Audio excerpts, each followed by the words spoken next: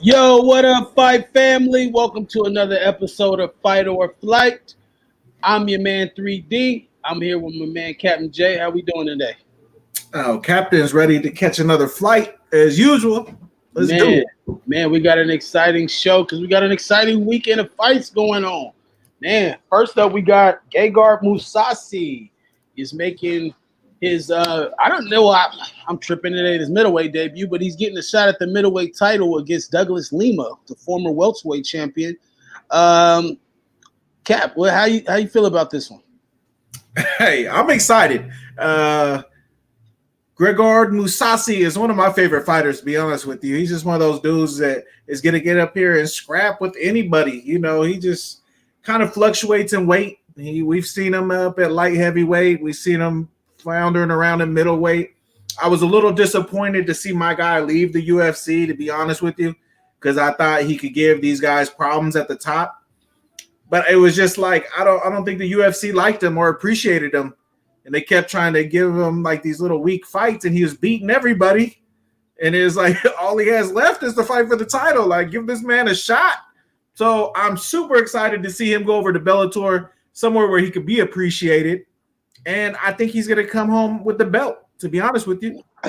Yeah, for me, this is kind of a toss-up fight, which makes it very exciting because Douglas Lima is a fucking monster down at welterweight. We see he gave Michael Venom Page his first loss with a vicious knockout, and so I'm interested to see how this plays out for him up at middleweight. I'm assuming he'll be a little bit stronger, faster, and better hydrated, of course, not having to cut weight. But like you said, Gegard Mousasi is one of those dudes that's a veteran of sport. Very, very multifaceted, top dog at every possible position on the ground, standing. His boxing, his kickboxing is top notch. His ground game, as far as jiu-jitsu is concerned, is high level. So, the only stick I have about Gegard, though, is he don't got no special effects. I mean, he doesn't have any special effects. As good as he is, there's no knockout power. He's not the slickest guy on the ground, but he's good, but we'll see. That's what I'm saying. You sound like you are a matchmaker for the UFC. He wins. That's a special talent. Not everybody can win. We're talking about a dude who has over 50 fights, and he still has a handful of losses. Like, that should tell you something. That's why I'm excited about this fight tonight, because it's two dudes who like to scrap. We're talking about 100 fights, professional fights combined between these two dudes. You know what I mean? So these are two dudes who just love to scrap, and I think that's exactly what they're going to get in here and do. Like you said, it's interesting that Lima is going to go up, but we've seen lately that's the trend of guys not cutting weight. To see him come in at 185, and knowing that Mousasi has fought at 205 a few times where he's comfortable at that weight as well, to cut down to 185. So this is a nice little intriguing matchup.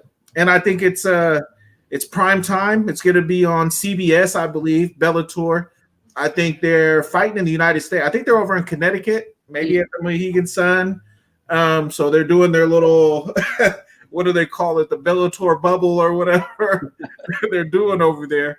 But we talked about this the other night. For UFC fighters to get what they deserve and paid, we need to watch Bellator. We need to watch these other organizations to get eyeballs on the scene. So UFC has some competition as far as it comes to paying their fighters and being on another platform for these guys to go out. Because I enjoyed back in the day when Pride was around, and you had these Pride champions, then you had the UFC champions, and they even pleased us all as fight fans. And I remember when Chuck Liddell came over, to Pride, and they brought some of their champions over, and it was champ versus champ, and it was like, okay, who's really the best? Like, we got these guys, everybody has a belt here, but who really is the ultimate dude at this weight class in the world? Like, we never got to see the Fedor Emelianenko's in the UFC in his prime. Like, could he went down as the best heavyweight of all time? Would we even be talking about Stipe and his 3 title defenses as the longest in history if a guy like Fedor got a chance to come over and put in some work back in the day, Well, I'm pretty sure Uncle Dana has come on record plenty of times saying he gave that man chances and opportunities to come over. And I don't believe anything Dana said. He came over,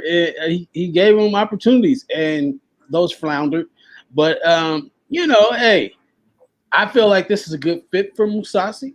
Him being over, I don't see him, and this has always been the stick with Bellator, and I don't really want to sound too disrespectful, but the reality is you got the varsity team, which is UFC, and you got JV, that's Bellator, and so a lot of these guys that aren't cutting it, aren't entertaining, they're decision guys, they end up finding their way over to Bellator, and they do well. They make money and they make a living, and that's good as far as the athlete is concerned. But as far as fans are concerned, I believe everybody that possibly watches this stream could agree with me in saying we've been waiting for Michael Venom Page to come test himself in the UFC. So, but I feel like Gegard is an aging fighter. He probably doesn't have very many years left in the tank. And for he's him, 35. He's not that old, man. Stop it. And fight years, you just said he got 50 fights, man. You know what I'm saying? 50 plus fights. And fight years, that ages you. And so with that being said, I just feel like Gegard Mousasi, he'll go down as definitely a Hall of Famer in mixed martial arts because he's held every title in every organization he's been in except the UFC. That's why I wanted him to get his shot in the UFC, because exactly that point. He's been a champion in every organization he's been in. He's been a champion. So why would that not come to fruition in the biggest organization? And it wasn't because he wasn't winning fights over there. It's just because this dude, it doesn't seem like he conforms. Like you said, he's not here to entertain you with the microphone and stuff like that. He's going to crack a couple jokes, but he's pretty nonchalant about it. He's like, I'm a fighter. This is what I do. Like, no big deal. Hey, I'm a fighter. No biggie. But like you said, there's no frills. But Bellator is not the JV, bro. How are you going to take these dudes off the varsity team and start your own and call it JV? That's not how it works. Like Ryan Bader, Corey Anderson. These dudes were top 5 UFC. These are top 5 in a division with the GOAT. They couldn't go nowhere because they were literally stuck behind John Jones. What were these dudes supposed to do? Beat him. Man, give me the list of people who could beat him. Everybody's trying. That's the problem. That's the problem. You're a 2-weight division champion, Ryan Bader, in light heavyweight and heavyweight. I believe DC is the only dude outside of Randy Couture to accomplish that goal in the UFC. And so, I mean, come on, Ryan, where was you at? DC called you out when he won his light heavyweight title. DC did not want that smoke. DC was telling him he asked for the easy money in Ryan Bader. And so, with that being said, then we go down to who else did you mention? Ryan Bader and the other guy, Corey Anderson. Corey Bum Anderson. Man, this guy couldn't. He was the most boring guy to watch, and he sounded like a little complaining ass bitch when he would fucking get on the microphone. Look, I'm sorry, bro. Look, watch. We'll see how Corey does over in Bellator. That's going to show you, because I feel like, look at Ben Henderson. When he started losing, where'd they send him? They sent him downstream. You know what I'm saying? Every time a fighter starts losing, they send him downstream. What fighter has come from Bellator, won the championship, and been dominant? Rory McDonald went over there not because he was losing. You know what I'm saying? He got his ass beat twice by Robbie. Nah, that's debatable. But I mean, 2 great fights. Yeah, but he got beat up. And Robbie Lawler was the champion at that time, though. Like, he got beat up in the championship fights, and he could have won one of those very easily. But okay, so you telling me that Rory McDonald can beat Stephen Wonderboy? Yes. Yes. Wow. Wonderboy is on the verge of being a Bellator fighter pretty soon if he doesn't exactly. Exactly. So that wasn't a very good exactly. But I'm just saying he can't even beat Stephen. He can't beat Stephen A. or Stephen Thompson. So it's just like, you know, like, come on, bro. Like, you can't, like I said, when you start losing, your performances start looking kind of shaky. We send you downstream. You send downstream. Then you revive. He ain't even the top dog. He ain't even the top dog at Bellator. Then he? Okay, did he beat Douglas Lima? Roy McDonald. Didn't he beat Douglas Lima? I think they fought twice already. I think they fought twice. This is the problem I have with Bellator is it's not the JV, but they don't have the depth of the UFC. So these dudes have to fight each other, and then it's like, after they fought 2 or 3 times, where did they go now? Like, like you just got to find another opponent or what? So I don't know. In my opinion, I don't think it's the JV necessarily. I think they just don't have the depth, and this is the problem. Is because if UFC is the varsity, they got all these fighters, but a lot of these dudes are not as active as they could be if they weren't under contract. They can come over, get this belt, build their name up, build their brand up, and be a varsity player. But when you're sitting on the bench on the varsity squad, bro, it's tough. Bro, look at it like this. If John Jones came over to Bellator, he'd be the biggest superstar they ever had. And we talking about over like Fedor. Right? We talking over like Fedor, Emelianenko, Russian assassin, heavyweight, all that. But John Jones would be their biggest star they ever had. If somebody like GSP decided to come back out of retirement and fight and went to Bellator because of contract issues with UFC, he would be the biggest star they ever had. They've never had a top dog in their midst when he's the top dog. They have always had somebody that's got shunned to the side after a loss or 2, or even just, or multiple, more than 2 losses. And then, you know, they're going off of pure name recognition. And so, I'm sorry, they're the JV squad. And that's cool, though. It's cool. At least they not, you know, the novice squad. Shit, like some of these other, these other places. Well, I mean, I think it's just unfair to say JV squad. Like, some of these dudes are definitely UFC certified fighters. So they very easily could just be sitting the bench playing top 10 in these weight divisions, getting no love at all. Or they can go to the JV squad, as you like to call it, and be the man. It just makes sense. If these dudes have good managers, it's like, hey, let's not just sit here in purgatory and become a gatekeeper. Like Cowboy Cerrone, get out of here. Stop being a gatekeeper in the UFC. Come over here and beat some dudes up and look like the man again and ride off in the sunset on top and not get beat up by whoever they want to throw at you every 2 months. This is how fucked up this would be. Using Cowboy as the scapegoat here. If Cowboy goes to Bellator and becomes the lightweight champion at Bellator, that would show you right off the top. Like Michael Chandler, we don't even talk about Michael Chandler being UFC champion, and he's in the mix. He's in the mix. And we talk about Tony, we talk about Conor, but see, that's the case. Michael Chandler, Bellator champion, coming over. He's the alternative for arguably the best division in the UFC, depth-wise, and he's about to fight for the title. Very much so, to the point with Khabib out of the picture, he could be fighting for the title next. as an interim belt. And if he wins, so you're telling me a dude just came up from the JV squad and now is the man on varsity, but he came from Bellator.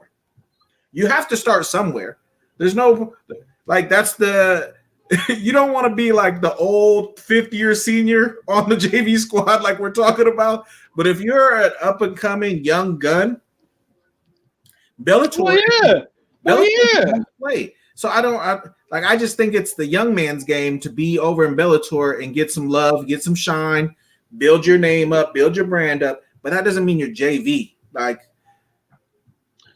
Bellator for me is like glory kickboxing. Like everybody's record is fucked up and everybody's getting knocked out by each other. There's no dominant guy. There's no undefeated motherfucker that's just rising up the ranks. And it's a total discussion. Is he or his counterpart in the UFC the better fighter? Like who in the Bellator can rival a Khabib? Even I'm not even saying like, you know, they can't record for record, but I'm just saying like star power, you know, like there's nobody there. There's nobody there like that. No, that's why I'm saying Bellator has to reevaluate their strategy and they have to stop being this little feeder for UFC drop-offs like you're talking about and just start investing in more of the Contender Series style and get these young up-and-coming guys, start building these guys up, some homegrown talent. That's their problem. Bellator has no homegrown talent. They're UFC cast-offs or they're up-and-coming, but that's what Bellator needs to understand. You have these UFC drop-offs, and now you have your homegrown talent. You let your homegrown talent beat up these UFC guys, get their name up, and you find a way to keep them in your organization and not let them go. The problem is, like, look, we're talking about Chandler. He's been their money. Yeah, but UFC ain't even paying him that great, though. That's why these guys are trying to hold out. So that's what I'm saying. So if the UFC ain't paying you great, what the fuck is Bellator paying? Hey, they should be able to compete. They should be able to compete. Right. They should be able to compete. But I just feel like, you know, hey, it is what it is. Corey Anderson, we'll see if he goes over there and becomes light heavyweight champion, which is not gonna happen. I'm sorry. Corey just sucks. I'm sorry. He just sucks. He was always like, let's go take a flight while he's fighting. You know what I'm saying? We can take a break, take us this quick smoke break while Corey is fighting. I know we got 15 minutes, so come on, y'all, let's go. You know, come on. You are a fool. When we come back, we're gonna jump over to the UFC and talk about the varsity when we come back, man.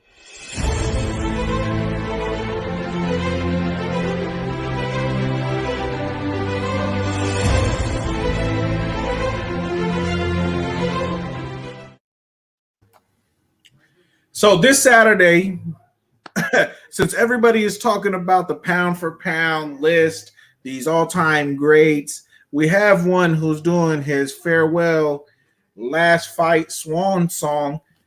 We just seen one of the greatest walk-offs in MMA history with Khabib, if it is true and he never comes back, as far as walking out on top as one of the most dominant fighters ever. Anderson the Spider Silva. Wow. 40. How old is this guy now? Like, he don't even look like he's aged, bro. That's the weird part about it. Right. His face looks the same. Like, yeah, his body, because he was never one of these chopped and chiseled dudes. You know, he was just the lean striking machine. He's never been chopped and chiseled like Vitor Belfort, like these other Brazilian cats, Paulo Costa. You know, he had his own lanky, you know, his own everything about him was very unique and original. How do you think he fares against Uriah Hall this weekend in his last fight? Well, you know, I just want to start by saying black don't crack, man. That's why Anderson looks the way he looks, you know, at damn near 50 years old. But even if it's Brazilian, hey, he's still black. He's still brother. He's Black Dana, remember? So I feel like, you know, this can go two ways. Silva can come out, give us one of those Vitor Belfort kicks to the face, right off into the sunset, waving his hands, and the highlight reel speaks for itself. Okay, or Uriah Hall can come out, smash the veteran, make it an emotional send-off, and Uriah Hall places himself in better position to get at Adesanya. But I don't know, man. I don't know. I feel like, to be real, if we see Adesanya's last, two fights or three fights? Three fights. The war with Gastelum, the knockout of Robert Whittaker, the knockout or TKO of Costa. We're gonna forget about that bullshit fight with Romero. We're gonna forget that one. But when he fought Anderson Silva was able to stay in there with the young man for quite, I think all three rounds. Well, no fight. Has given Adesanya his best fight out of his last probably 4 fights. He's probably been the most competitive fight for him. And I don't know if that had to do with Adesanya fighting his idol, had something to do with that. You know what I mean? Like, obviously that could have played a heavy factor, that awe factor. But Adesanya was in there giving him the Anderson Silva, all these little things, paying homage to him. I hope Anderson Silva wins. This is how I hope Anderson Silva comes in. He does his infamous, I'm going to knock you out real fast, puts on a striking clinic, and just walks off like that. So when we do talk about these pound-for-pound lists, you're only as good as your last fight. That's how a lot of people view you. That's why John Jones is getting some flack on this pound-for-pound list, because arguably he lost his last fight technically. Well, I just want to point out to the fans, we're talking pound for pound all time. We have to say that because the list that have been getting the most slack lately is people making their list so current with active fighters that people feel slighted, that people, fighters like Anderson Silva have not made the pound for pound list. Now, all time, yes, Anderson Silva is right up in that top 5. Okay, he's definitely in the top 5.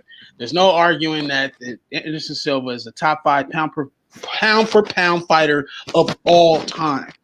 Like you, I would love that dream send off for Anderson. I don't want it to be emotional. I don't want it to be like, damn, the man stuck around too long. Because we've seen that with other athletes. They stick around too long. BJ Penn. I mean, some of these guys, they should ride off to the sunset once. But see, the thing is, bro, being a fighter, you just never stop being a fighter. Like, you can stop fighting professionally, right? But I'm a fighter. This is I did this when I was 5 years old, and I'm going to do it until I'm 95 years old. You know what I mean? So it's hard to tell these dudes to stop. But the reason I want Silva to walk out and win is because, like I said, his last fight, this new generation of fans, these casuals who didn't get to see the striking clinic, like, they're so caught up with Adesanya dominating. If they would have seen Silva in his prime, the way he was dismantling these dudes, like Forrest Griffin was known for brawling with people. He might not have been the best, but he was known for grit. This dude literally tapped himself out and just walked out. Like, he knocked him out with a jab, like literally with a jab, folded him. Yeah. So bad that Forrest Griffin, he knew he didn't even want to get interviewed. Did he retire after that, basically? Like, he might have came back and fought again, but that was pretty much like the end of the Forrest Griffin reign of being a title contender. That was it. Like, no more talking about Forrest Griffin for any kind of belt in this division. Anderson Silva has, like I said, he's a highlight reel career.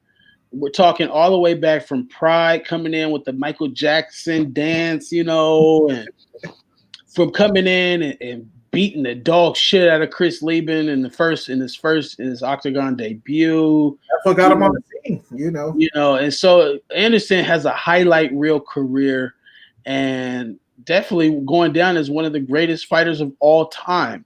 I wish we would have got to see that boxing match with Roy Jones. That was actually the first kind of like they were trying to blend boxing with MMA. Because Anderson Silva was such a dominant star at the time, he really wiped out his division and had nobody really to fight. So it was just like, this dude is such an incredible striker. Maybe he should go over and try boxing against somebody who's entertaining and sell this. The thing that held Anderson Silva back for people knowing is him being Brazilian and his English not being the greatest. Now his English is pretty good. You can hear him in his interviews. He's comfortable. But this is also, 15 years being in the United States fighting. He's gotten to this point. Back when he was killing, he always came with his little translator and stuff like that. He had a couple words he can get out, but for the most part, he had to have a translator. And it's very hard to be a UFC champion and for them to brand you when you can't even speak English to the fans. You know what I mean? It's, Khabib, even though he's Russian and has a huge Russian following, he speaks English. So it's easy for people to follow him. You got a guy like Peter Yan. He's a champion. Nobody even knows anything about this guy because his English is like non-existent. So it's like you don't know anything about this guy, not even a personality. Like it's hard to even get anybody's personality in a translation. And I never understood about these translators, how these fighters can say like 2 minutes of speech and the translator sums it up in like 4 words. He said he's excited and he's ready to fight again. Like, no, bro, that's not what he said at all. He said a lot of stuff. Oh my God. Oh my God. The cliff notes, but that's unfortunate.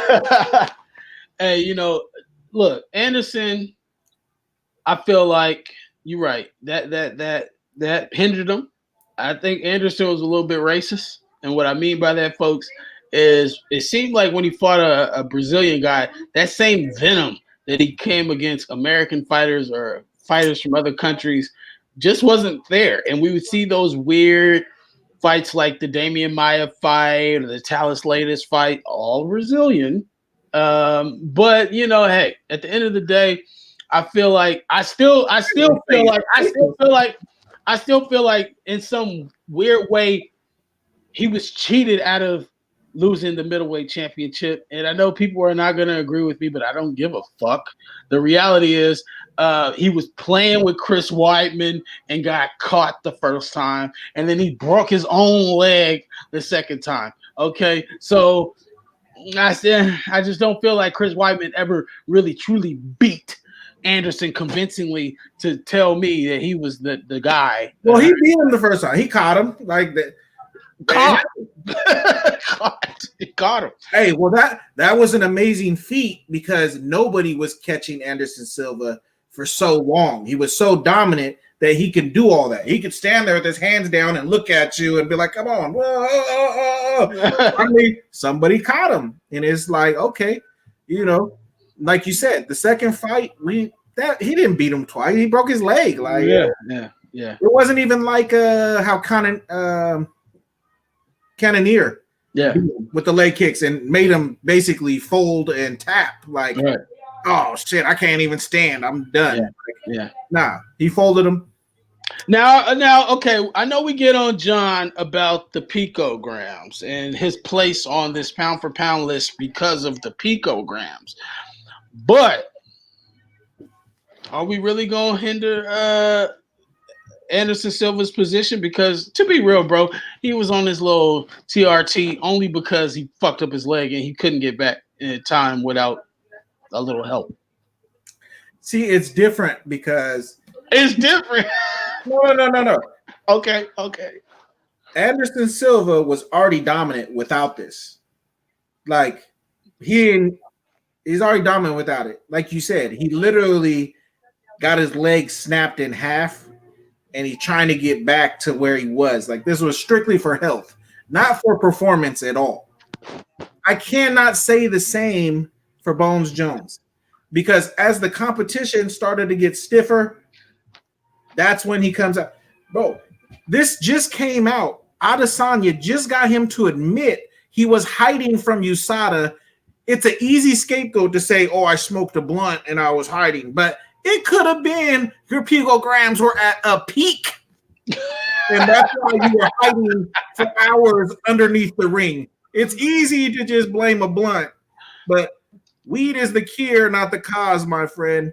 What if Khabib was smoking weed and the USADA came? Do you think he would want that out, that he was smoking weed? This, I don't think Khabib is I don't think Khabib is enough to do that when he's in training camp. But I'm just saying, if he was, John Jones this is his problem. John Jones, he is the one who has opened this door for this to even be a conversation. If he could have literally kept his nose clean, we wouldn't even be talking about who is rivaling him. It would be him and then everybody else trying to get in line underneath him. But because John Jones does questionable stuff outside of the octagon, we have to question everything thoroughly. And that's why it's up for debate. The thing is, John Jones, as great as he hasn't been as dominant as Khabib has. Like, Khabib has literally almost won every round in every one of his fights. And it's not like Khabib has these tricks like Anderson Silva with these crazy strikes out of anywhere. Like, no, he tells you, I'm going to maul you, brother. I'm coming to smash you. And nobody can stop it. This is how confident he is. Everybody's telling him how amazing Justin Gaethje's wrestling. He's all American. He's the one to have the recipe to stop it. And he literally went in and stopped him faster than he stopped the last couple dudes that he's fought. Poirier with no wrestling has made it further. You know what I'm saying? Than Justin Gaethje. Khabib is just on another level, man. And how we're watching Khabib now is pretty much how we were watching John Jones in his de facto prime coming up through the rankings, being dominant. So that has been kind of in the back of our minds. It hasn't been current because John Jones has been going to decisions with dudes that he himself were asking who these guys are. The Thiago Santos and these dudes, he was asking himself, you just went the whole championship rounds with the dude who came up from a lower weight class?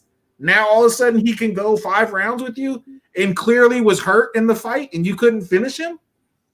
Well, that's because we seeing the age in John Jones, but I still don't believe.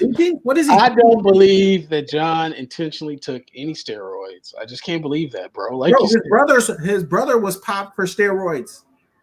They train together. So his brothers are actively taking steroids because they're in a professional sport. So you don't think John Jones got in there like, hey, bro. The reason I'm a Pro Bowler over here in the league is because I'm on this new shit. I don't think so. This is the scenario I believe happened. The scenario I believed happened, and I think it's a rather easy one to believe, is that John was on some new supplements.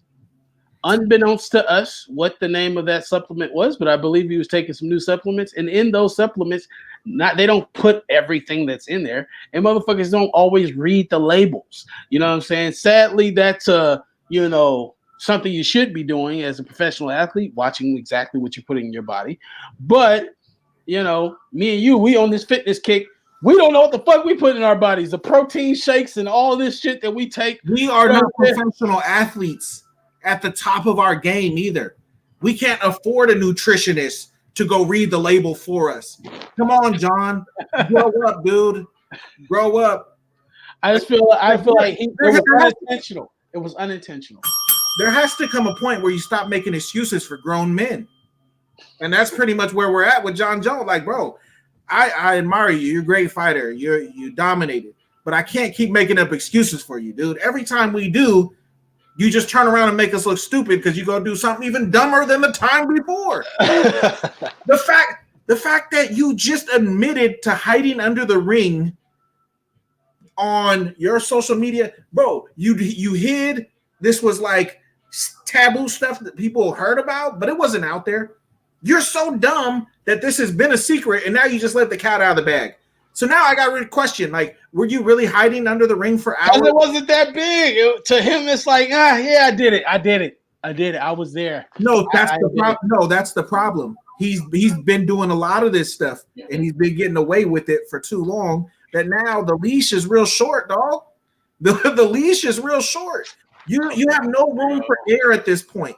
Your arrogance has gotten you in trouble, and it's knocked you off your block. That's the thing. Nobody really can knock him off the block.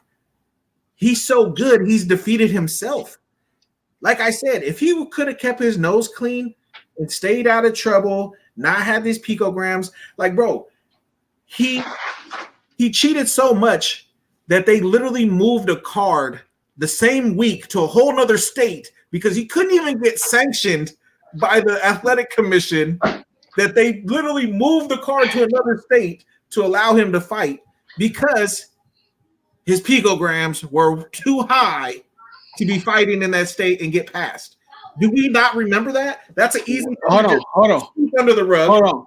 But let's keep that in context though. Why did Dana move it to another state? Because he felt like that was bullshit. Nowitzki told him it was not against the he's headlining the card. That's what the biggest card's on there. But it wasn't against. You're losing your main event.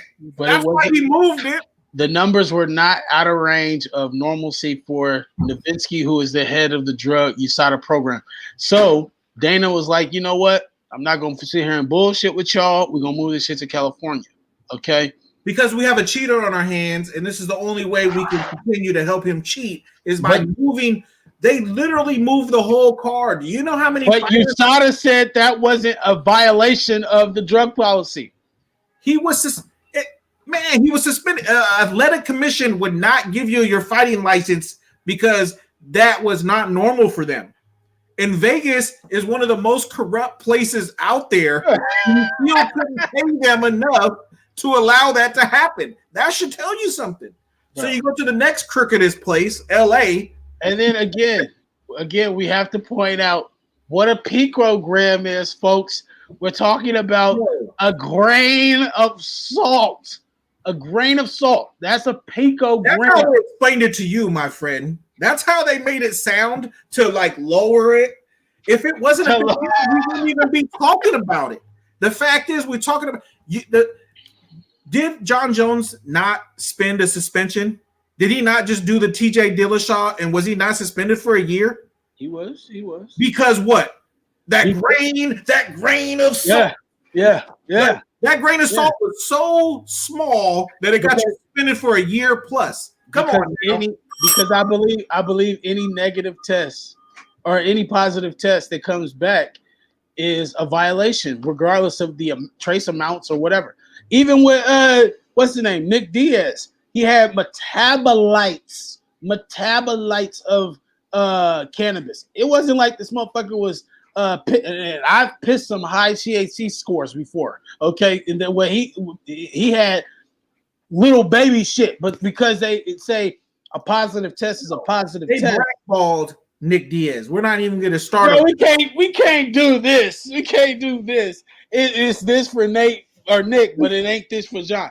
Bro, it's bullshit all across the board. Nick Diaz was suspended for 5 years for weed, bro. That was stupid. That was dumb. I agree. I agree with you. That was dumb. He was blackballed from the sport because he didn't confine to Uncle Dana, and he said F you to every fight commission out there. And his brother came right behind him and did the same thing. And now all of a sudden these fools are smoking at press conferences and shit like that. So you're talking about a dude who literally lost 5 years of his prime, but yet you got a dude who was suspended and they moved a whole card for him. It's because if Nick Diaz was a dominant champion, they would have just said, hey, we can make a lot of money off this guy. We need him back. No, they weren't making money off of him. They were, but not off championship money. And so they said, let's make an example of this guy. How many fighters do you think are smoking weed, man? That's exactly what my question is about to be. Let me ask you this, Cap. Let me ask you this. Now, do you feel like marijuana is a performance-enhancing drug in fighting? No. It's plant medicine. It's plant medicine. It's scientifically proven to be plant medicine. Purely and truly that. It's plant medicine. But the side effects of marijuana is relaxation one of them? Could be. Depends what strain you got. Okay. But I'm just saying, why does Nick Diaz say that they smoke weed? Because they're stressed. You can hear when they talk. They're highly stressed people. They get uncomfortable on the camera. They like to smoke to stay relaxed, right? So if I'm relaxed and I go in the cage relaxed, and I don't have all the nerves and jitters about going in the cage, that's performance enhancing? Just like Manny Pacquiao. Manny Pacquiao ain't never fucking been chopped and chiseled. He's a lean little guy, but he's never been chopped and chiseled. But that motherfucker was taking the juice to make sure that he didn't get tired. So people take shit for different reasons, bro. Different shit for different folks. Cocaine confidence. You don't think having an extra little confidence going in the ring is performance enhancing? Come on, man. Hey, but he got knocked for that. I know for a fact John Jones was on that little booger sugar in his fight against Vladimir Matyshenko. Yeah. He was in the club where I was working, and he's in the cabana, and this dude is on a good one. This is before anybody knew who John Jones was. You know what I mean? I just meet this dude. I happen to know who he is because I follow UFC. I've seen him win a couple fights. I knew this dude was the truth watching him fight. He literally was 21. Like, this was not only like his first time in Vegas, but this is like a fresh 21-year-old coming to Vegas and seeing the lights, the girls, the everything, you know, the whole show that Vegas is. And so he's caught up in there. He's with his manager, and they literally are like, hey, we can we find a quiet place to sit this guy down for a minute? He needs to calm down. Bro, I know what people look like when they're on the booger sugar in Vegas. You know what I'm saying? You can see it in their eyes, literally. Oh, shit. And I was thinking to myself, like, man, this dude has a fight tomorrow. Like, what is he doing? But that's the naive and arrogance of a 21-year-old. You know what I'm saying? The fight is like, man, this ain't going to hinder me. But because that can get out of your system within 24 hours, there's no consequences. But yet Nick Diaz could have smoked a week ago and still had small traces of it in his system. So is it performance enhancing if he smoked a joint a week ago? Is he still relaxed getting in there? No, he's not. I'm just using that as an example that motherfuckers take shit that we deem not that serious. You know what I'm saying? And they fight. Picograms? I'm sorry, picograms? What are we talking about? We talking about fucking picograms? That didn't enhance his performance at all. Bro, he was still John Jones. He was suspended for over a year. So now, it was major.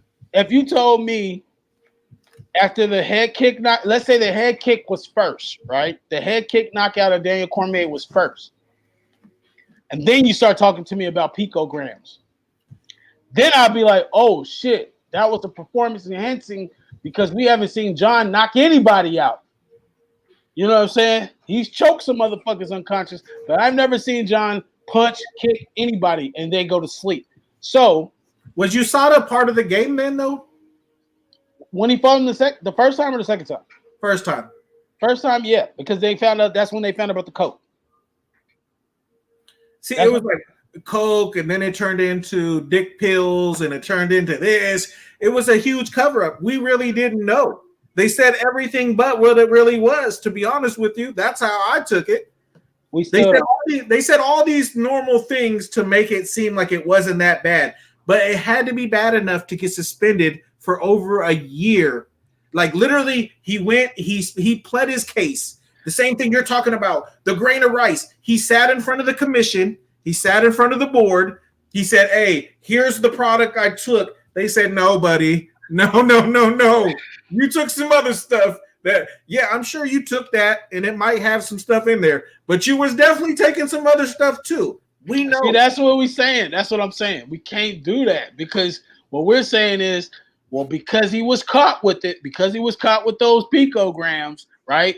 And he had a year suspension, that this motherfucker had to have been guilty.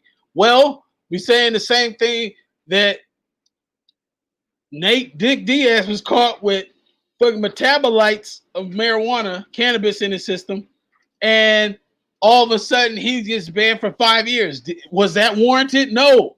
Just like I'm saying that John Jones getting suspended for a year over picograms was not warranted. It wasn't picograms, bro. It wasn't bullshit. Yeah, we're gonna have to go back because it wasn't no picograms. That was just part of it, bro. That was that grain of salt. That's how much a part of it was. That grain of salt. It was much deeper than that. Believe that. Usually when a motherfucker is lying, right? When they lying, what do? They get mad. They get defensive as fuck. They get mad. They get defensive. When somebody's telling you the truth. John Jones wasn't? No. When John Jones was accused of taking... He's mad right now, lying about being pound for pound king. Bro, he is. That's why he's mad. He's the man.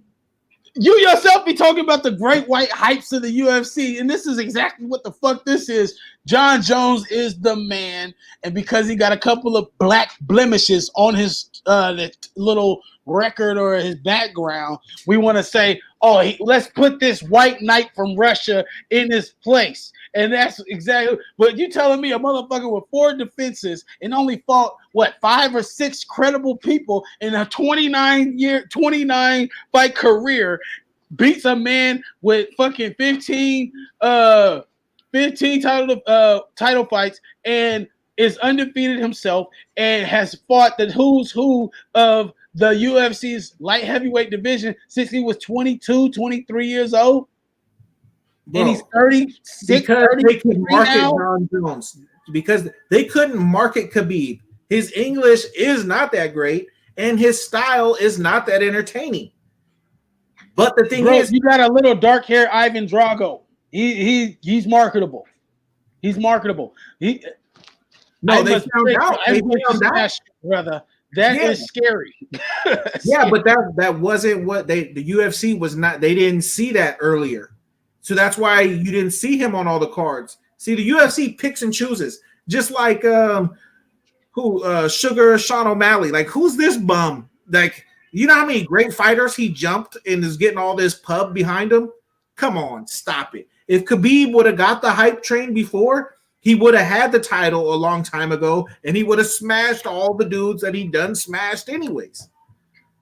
The only reason Khabib only has 4 title defenses is because he ground and pounds. We already seen that with GSP. Even though GSP was fun, he was boring. He stopped selling at the end because people were like, even me. I'm like, yeah, his fights is cool, but am I really paying? Like, I'm in college at this time when he's the champ. Like, I can go watch this at the bar somewhere for free $99. I'm not ordering this at the house for this little hump fest. I'm good. This guy looks like Jean-Claude Van Damme, and yet he's just gonna lay on top of the dude and do nothing. Like, I'm cool. Khabib, he was the man. The thing is, he was fighting out of Russia. Once he finally decided to come over to the States and joined up with Cormier and these guys, that's when he started to become marketable. Yeah, it's all the marketed dude from Russia. You know what I mean? This is the thing, though. Men lie, numbers don't. Okay, 15. You telling me 15 title fights to 4? Men cheat. You tell me we only found out he cheated one time, bro. He was suspended for over a year for cheating. That's enough in the book. In his fight, but in his fights against, are we gonna act like that's not real? In his fights against Daniel Cormier, numbers, is that not a number we're gonna count? Are we not going to count the year? Are we not going to count the year that he's suspended? Is that not a number that counts on his record? No, because we talking. Was he suspended? Let me ask you this. This is a yes or no question. Was he suspended for performance-enhancing drugs? Whether it's a picogram or not. Was he suspended for performance-enhancing drugs? Yes, he was. There you go. So he lost one. You know, Wait, hold on. What? See, no, he lost he to didn't himself. lose. How did he lose?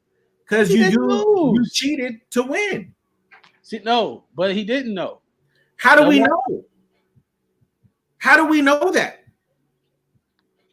He What has we do one. know is you did use performance enhancing drugs. That we know. That in the court of law was a proven fact. Like he went, he put his case. He had the top lawyers help him try to spin it anyway, and he's still with the best lawyers money can buy, the best lawyers the UFC could buy for him to plead his case and get him off the hook. You think the UFC wants to see their most dominant champion ever suspended for a year for performance enhancing drugs?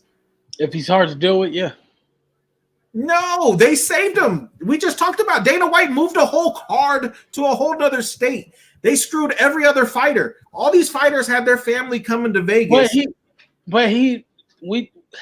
That's saving the face of the USADA program, not John Jones. Because if we flag every fighter that just has some picograms in their system, it's a lot of motherfuckers that's not going to make.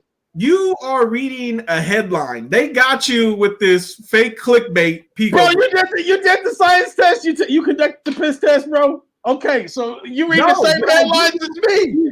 He went and he put his case. They had a hearing. Yeah. They had a hearing. He had his attorneys there, plead his case.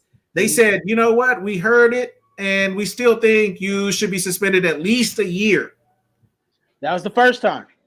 Yeah, there you go. Just the first time. But that's the time. But that time that you're talking about right there, and the time that they moved the card are two separate occasions. That's exactly my point. They keep saving him. Captain Save-A-Hole. That's what Dana's been. Captain Save-A-Hole for John Jones. Bro, come on. If Anderson Silva got this same kind of treatment, if Habib got this same kind of treatment, this push, they would be up there. Anderson Silva did get this push. No, he didn't. How? No, he didn't. They made all kind of commercials, Bud Light, Nike, Burger King. Everybody sponsored was on his shorts. That had to do with him knocking people out like that. UFC had nothing to do with that. But they marketed this man. Watch when you see the highlight tomorrow. Marketing himself by knocking people out. Like you said, how many people did John Jones knock out? How many people has he knocked out? None. That's my point. So he didn't have the highlights that Anderson Silva did to get the commercials. John Jones had wins over good guys, but he wasn't dominant like Habib has been dominant over all these dudes. He choked out Rampage. He choked out Lyoto Machida. He snapped fucking Vitor Belfort's arm. He smashed Uncle Chael, into oblivion with them elbows. Come on, bro. John is a dominant motherfucker, and this is all before we start talking about anything with picograms. Okay, we didn't start talking about picograms until after he got caught doing the coke with DC. But was that not also before all this USADA? Was that hence why GSP left the UFC? Because none of these fools were being tested back when he was doing all that dominant stuff? You notice when they started testing him, he wasn't as dominant? Let's be real, though. Once they started testing, was he snatching up everybody and finishing them? No. Yeah, he came back. He head kicked fucking DC into oblivion, elbowed the shit out of that motherfucker. Then he came back, beat the dog shit out of Alexander Gustafsson, finished him. He lost to him. What? The first one? He didn't lose. He did not lose. What the hell? What the hell? Look, bro, you guys stop hating. This don't look good on you. It don't look good on you. You guys stop hating. This don't look good on you. Bro, he did not lose to Alexander Gustafsson. He beat the shit out of Alexander. They both went to the hospital that night. Just because, see, this is the thing. Just because somebody touches Mike Tyson does not mean they win, okay? No, what I'm saying is as soon as he started getting tested, as soon as USADA came in, he became real regular. Not that he lost, but all of a sudden he wasn't invincible anymore. He became a regular guy that could be beat. As soon as they started testing, he's became human.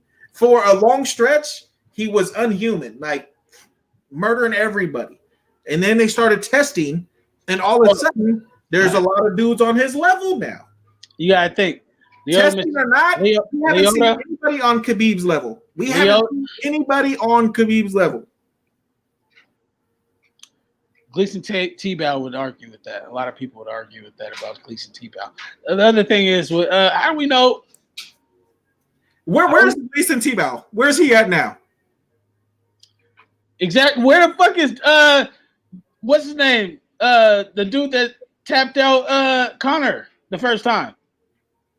Nobody fucking knows. He came in the UFC and it. No. See, look, yeah. See, look, you were talking about Nate. Nate is not the first person to submit Conor McGregor in the UFC. But he's his first loss in the UFC. But I'm just saying, his first loss did not come to anybody in the UFC. He got submitted by a dude that you can't even fucking remember right now, Tom Duffy or some shit like that. Not Duffy, whatever his name is. Exactly. That's my whole point. My whole point is, it doesn't matter. The reality is Conor's not on Khabib's level, as far as I'm concerned. But he gave him his toughest fight. And he still got choked the fuck out. He gave him his toughest fight though, and Conor and Khabib don't want no more of that smoke. Khabib don't want none more of that smoke. No, he doesn't want to help Conor make any more money because he doesn't like. He can say that. The reality is, he went there against that little Irishman. He thought he was going to be easy to snatch down to the ground like everybody else, but he wasn't. And he knows that Conor. No, he was not, bro. The first round was like the whole 5 minutes of him trying to take Conor down. And Conor is scrambling for his life. He wasn't. Conor comes out and blitzes people. Conor's usually out of the fight in the first round.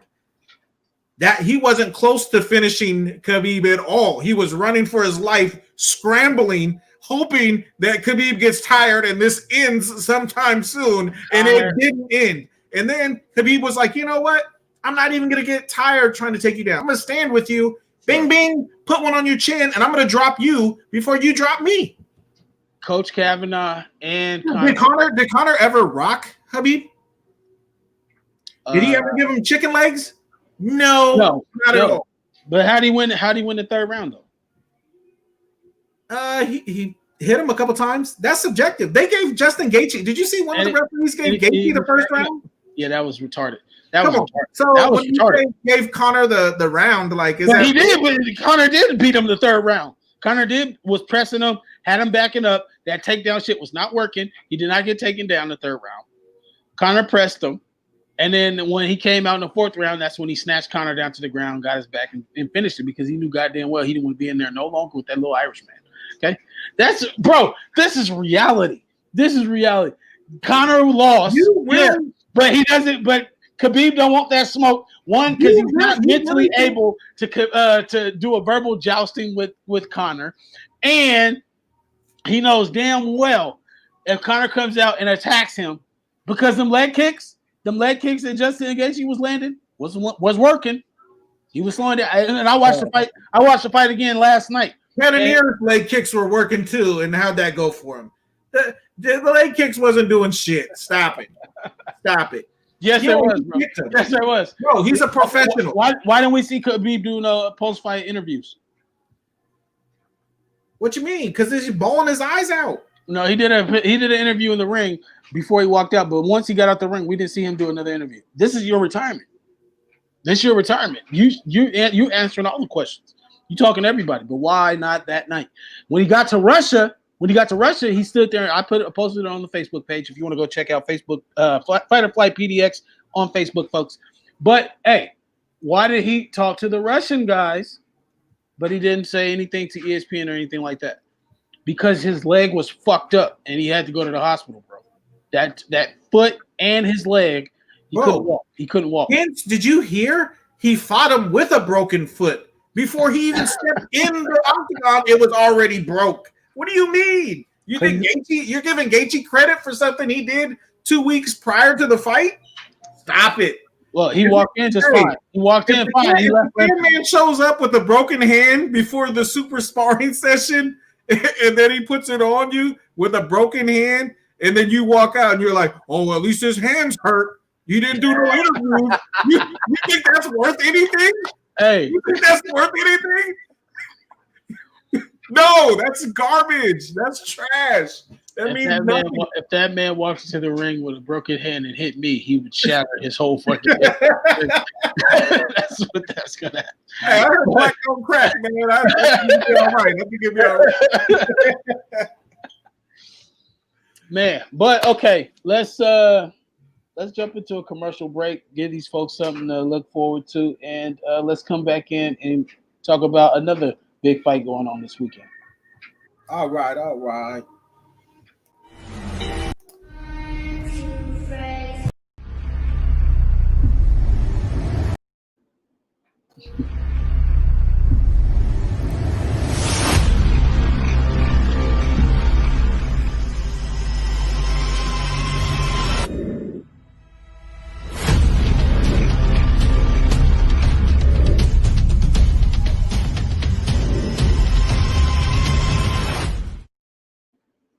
Yo, so we back.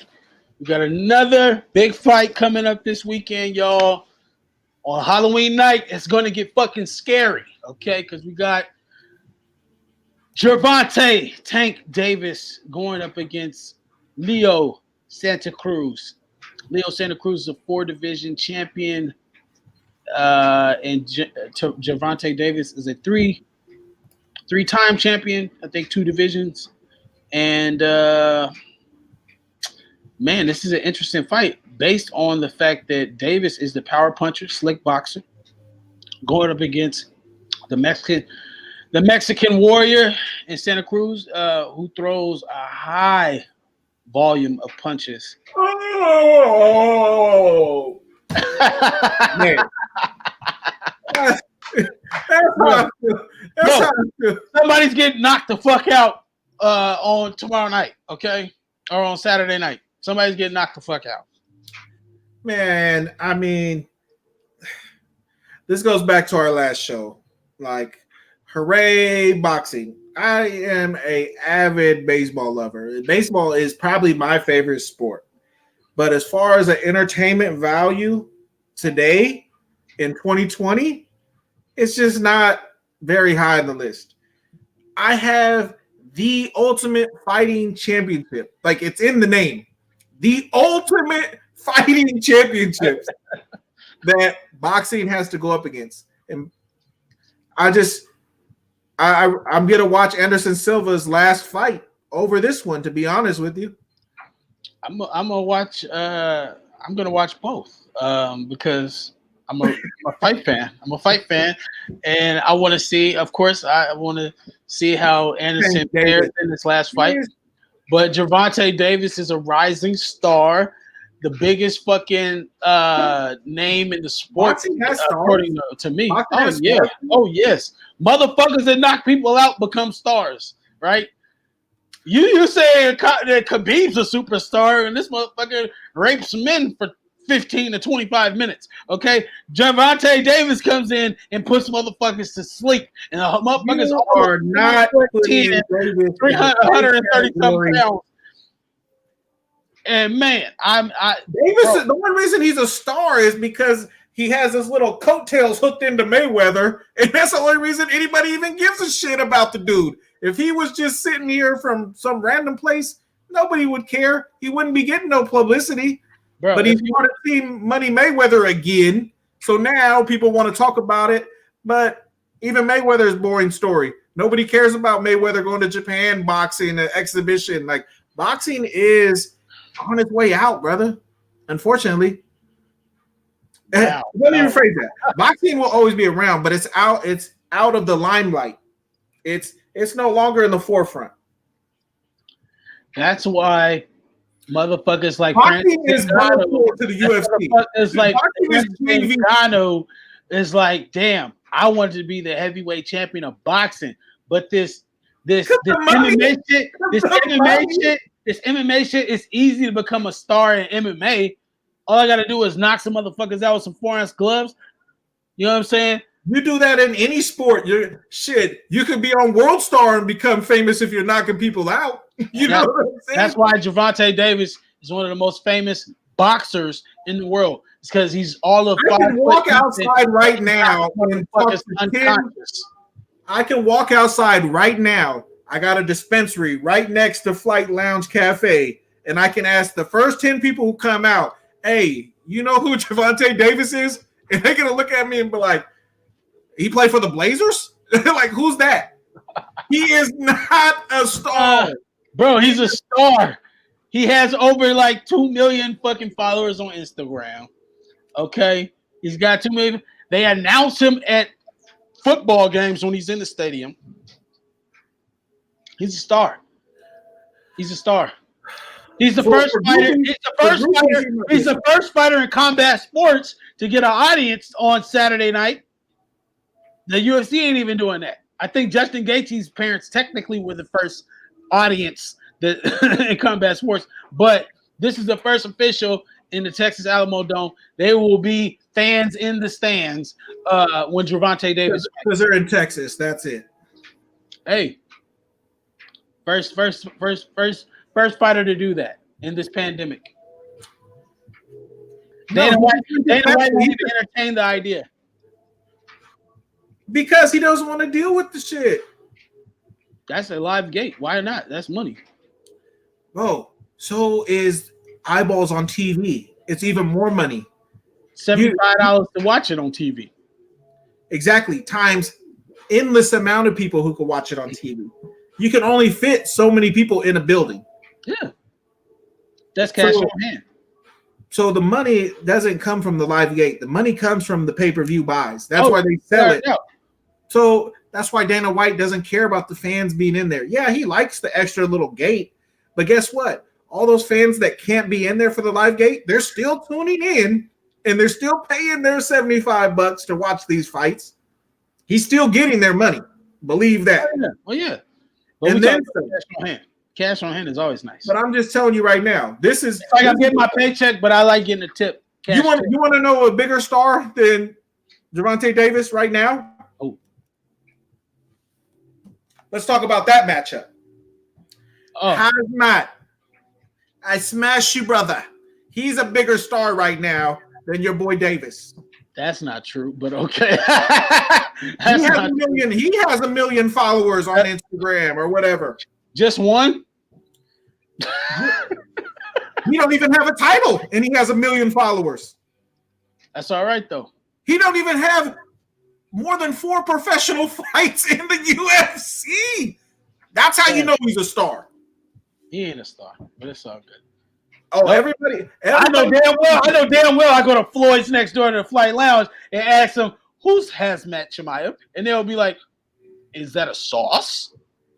No, not at all. Is that ketchup? What is that? Is that a mustard? Nah, they might say, oh, is that Russian dude with that cut lip who's beating everybody up? I just seen him on TV the other day. Knows that. Nobody knows who this motherfucker is. You know, there's only one way to find these things out, and it's actually to put it to test. And we're going to have to take this mobile here soon, coming to a dispensary near you. We'll be outside asking these crucial questions to find out who really is a star.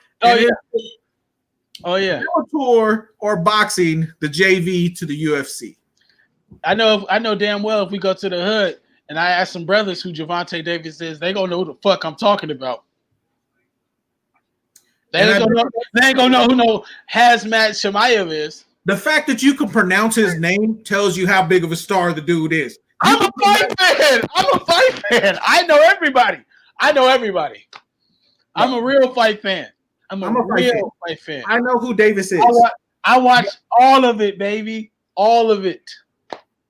If Davis wants to come in here, put this knockout power in the UFC. Come out here and knock out these dudes with these 4-ounce gloves if you're really doing damage. Oh, he already challenged TJ Dillashaw.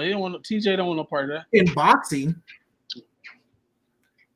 boxing, come on. TJ Dillashaw is not known for his boxing. Let's be real. Even if we said it was a kickboxing, right? And we allowed TJ to kick. Oh, he's putting it on Davis. Believe that. Davis would knock him out. He hits too hard, bro. We'll see. Davis knocks out heavyweights. Davis has the highest knockout ratio next to Deontay Wilder. Are we serious? Who the Two dude? motherfuckers escaped getting knocked out for Deontay Wilder. Come on, bro. Come on. What are we talking about?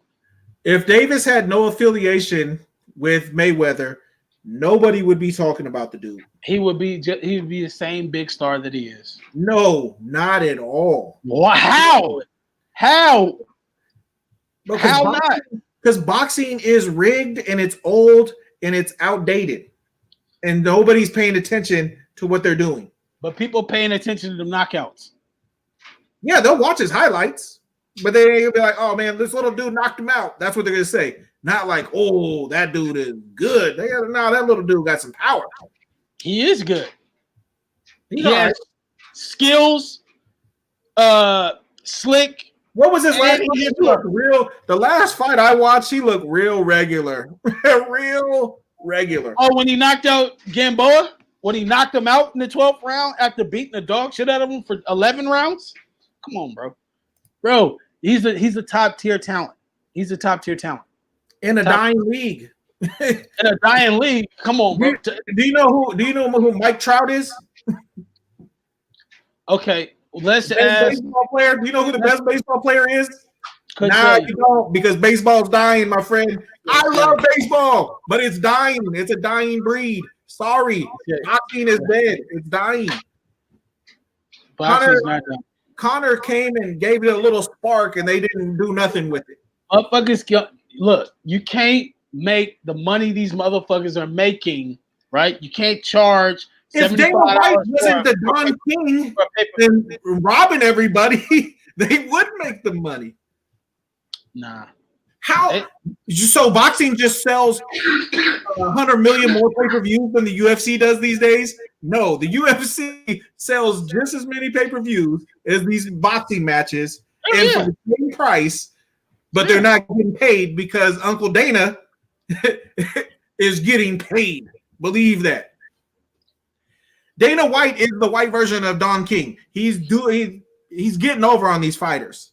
Let's be real. So tell me this then. Tell me this.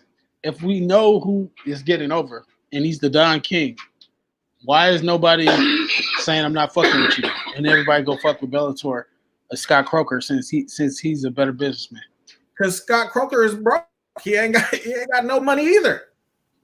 He ain't even got no money coming in. Dana White has got money coming in. Dana White's spending Arab money. You know what I'm saying? He's over on Fight Island spending that oil money and shit. Then why ain't his fighters getting paid? How can you go around the world building stadiums, but you can't afford to pay your fighters a little bit of change? You know what I'm saying? That's how you know he's getting it. It's going in Uncle Dana's pocket.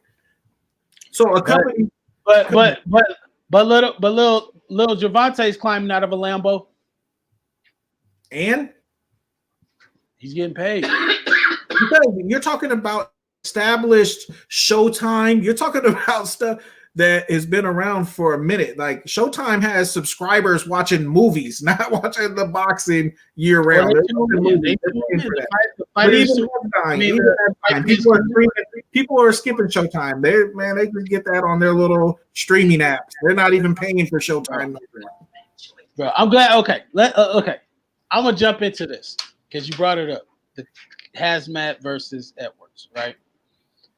That's easy work for Hazmat, bro. Edwards ain't fought in a minute. Hazmat's on a tear right now. He got all the confidence in the world.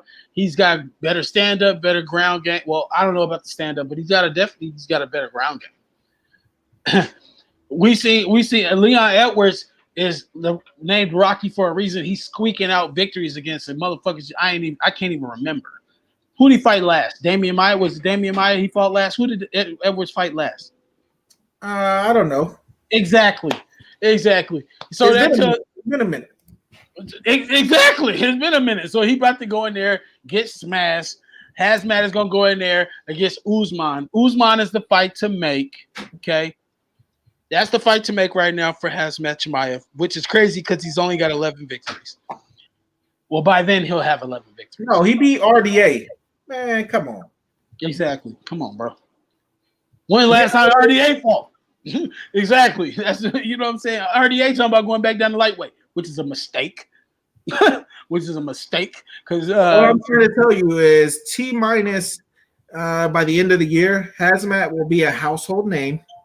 People will know who this dude is, and he will only have 4 fights and no belt, and people know who he is. That's a superstar.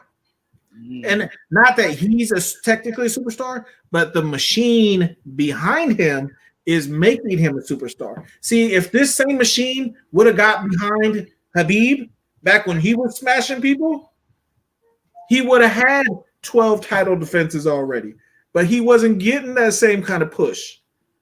It's not that Khabib wasn't getting that push. Khabib got injured a lot, and he was a pullout merchant like Conor. He was always out.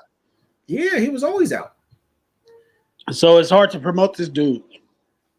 For sure, that plays a huge part in it. When he's fighting to decisions and he's injured for a year or 2 years at a time. You know what I'm saying? So yeah, he look, I'm not gonna hate on nobody coming in and making their money. That's exactly what he did. He came in, he fought what 5, 6, 7 fights. But you think Hazmat is getting paid? Got his money up, he got the fuck out. Hazmat's getting pushed. Why he's on this little rookie contract that he got from the UFC. You know what I'm saying? So they're making all this money off this dude. That's why they're pushing him, because he's not out here making $500,000 for his fight. How much you think Hazmat's getting paid? I'm sure it's public information. We could pull it up, but he's not getting paid that much. He's probably getting 20 racks a fight. Come on. Uncle Dana, you just sold how many pay-per-views and you paid this dude 20 racks? Like, right, come on, man. It's probably less. It's probably like 15. It's probably less. We talking a rookie? Nah, he probably got a little bump. He probably got a little bump. They probably be like, hey, you know. See, the thing is with why Hamzat is not tripping about his finances is because he's getting those win bonuses. That's something that Dana implemented that I feel like people complain about, but at the same time, it's incentive. And anytime you have incentive at the workplace, it helps you perform better. Okay, so when you come out and knock out a motherfucker in the first round in a matter of 30 seconds or some shit it took him to do that punch, you know, and then you get $50,000, you know what I'm saying? Your little $15,000 on top of that, now you walking home with damn near 70 racks. No, that's getting taxed. You know what I'm saying? You ever got a bonus from work? You notice how they take out the big taxes from those bonus checks? Of course. Believe that. They taxing that little bonus check. But you going home with you going back to Sweden with more than $20,000. You know what I'm saying? And you got a free flight over to Abu Dhabi. So I'm just saying, okay, that's cool. That's cool. You know, all I'm saying is UFC is corrupt. That's why they blackballed some of their Hall of Famers, a la Randy Couture, who has tried to start up these fighter unions. And you notice the UFC has just shunned a Hall of Famer away because they know to take away from their pocket change. Why do you think they don't want to pay John Jones? How come John Jones, the most dominant fighter they've ever had in their organization, he can't even get half of what Wilder's getting?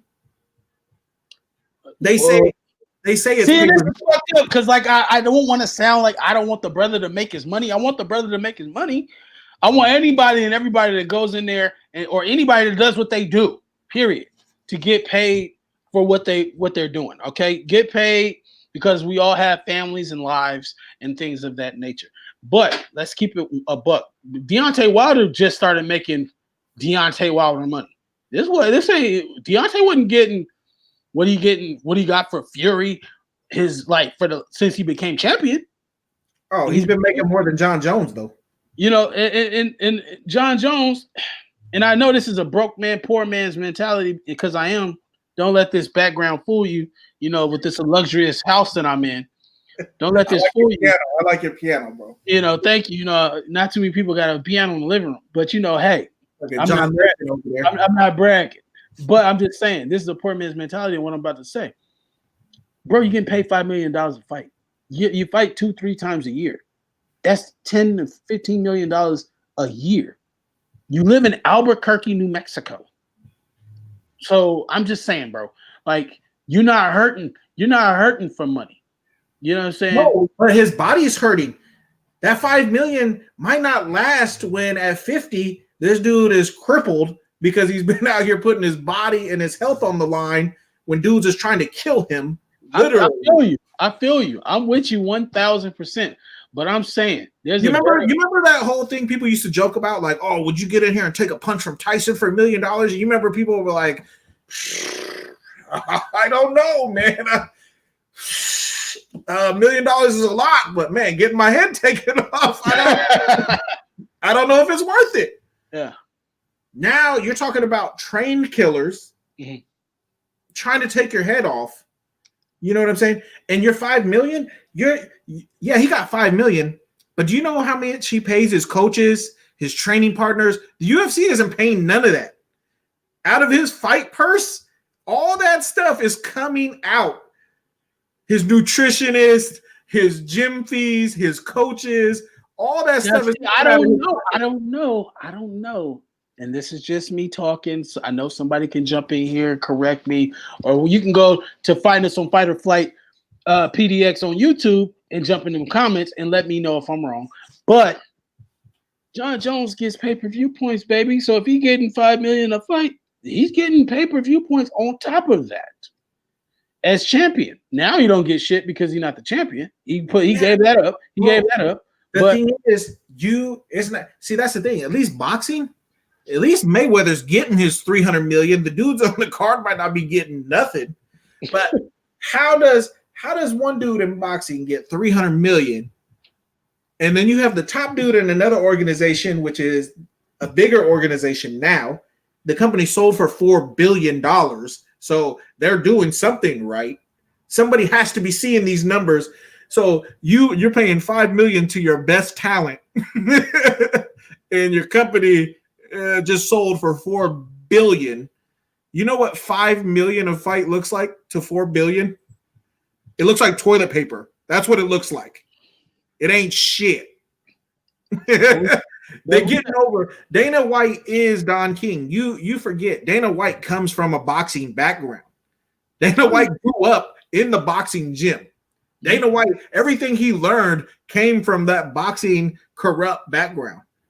That's why they love him and they can't replace him, because you can't put an honest John in there to do what he does. You have to be a crook and a criminal to do the things that he does with a smile on your face and act like you're a good guy. Well, I feel like, Uncle Dana is a good businessman. The only thing is, he's like any businessman.